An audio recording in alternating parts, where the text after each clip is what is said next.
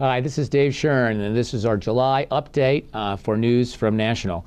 You know, summer's usually a quiet time in Washington, but not so this year. As I'm sure you're aware, we're embroiled in a difficult debate over raising the debt ceiling, and our advocates at Mental Health America, and really for all of our community, have been watching very carefully to try to protect those services for the most disadvantaged, for the people who are most in need. And we know that people with mental health conditions, particularly with more difficult long-term conditions, are particularly vulnerable these types of cuts. We're committed that this budget will not be balanced on the backs of people with mental illnesses and addiction disorders, and we're working hard to make sure that that happens. That being said, there's a lot of work left to do on both the Parity Act and on the Affordable Care Act, and we've been very busy on both fronts. On parity, we continue to look for examples from the field that will help us provide instances in which the spirit and or the letter of the law have been violated, and I encourage anyone to contact me or Steve Vetzner in our office with any examples you have of services that are unequal with regard to mental health and substance use relative to medical and surgical benefits. It's critical that we have those.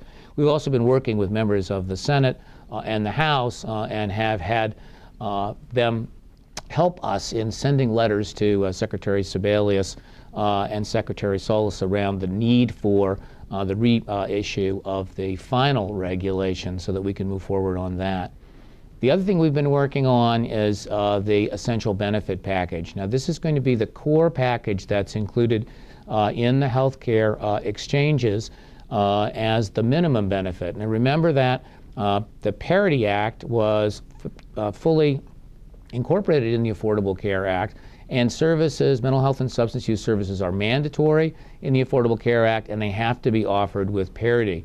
That being said, it's still critical that we have an essential benefit that embraces the services that we know are most important for both preventing people from becoming ill, helping those people who are more acutely ill with mental health and substance use conditions, and surely having long-term recovery services.